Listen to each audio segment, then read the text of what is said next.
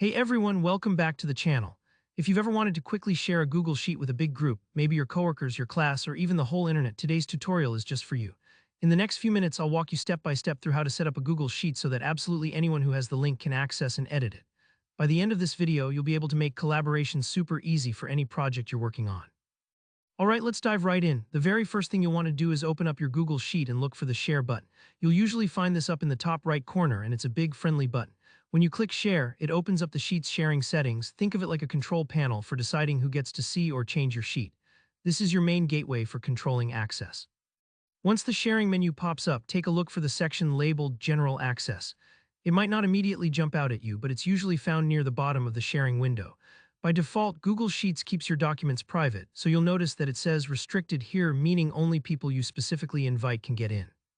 That's perfect for privacy, but not so great when you want to work with a larger group or just not have to fuss with inviting every single email address. Now comes the key step, changing Restricted to anyone with the link. Go ahead and click on the drop-down menu in the General Access section and select anyone with the link. What this does is unlock your sheet so that literally anybody who has the link can access it. There's no need for them to log in or request permission. It's kind of like putting your sheet on a community bulletin board, open to everyone, no hurdles. A quick note here, be mindful with this setting if your sheet contains sensitive or private information, because it really is open to all. Next, you'll want to decide what people can do once they have the link. There will be a small drop-down menu that lets you pick their level of access. Choose Can Edit here, which allows anyone with the link to make changes, not just view or comment. This is crucial if you want true collaboration, like collecting survey responses, group budgeting, or planning an event together. Everyone can chime in directly.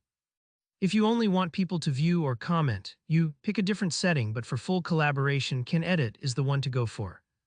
With all those settings in place, you're ready for the final step. Go ahead and click the Copy Link button. It's usually right next to where you change the access settings. Now send this link out however you like. Email it, drop it into a chat group, or post it to a forum.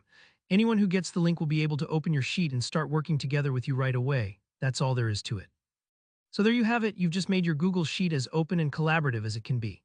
If any part of this process gave you trouble, don't worry. These sharing menus can sometimes be a little tricky, especially if you're new to Google Workspace. If you've got questions or need some troubleshooting, leave a comment down below and I'll help out as best I can. If you found this walkthrough useful, hit that like button and consider subscribing for more straightforward tech tutorials just like this one. Thanks for watching and happy collaborating.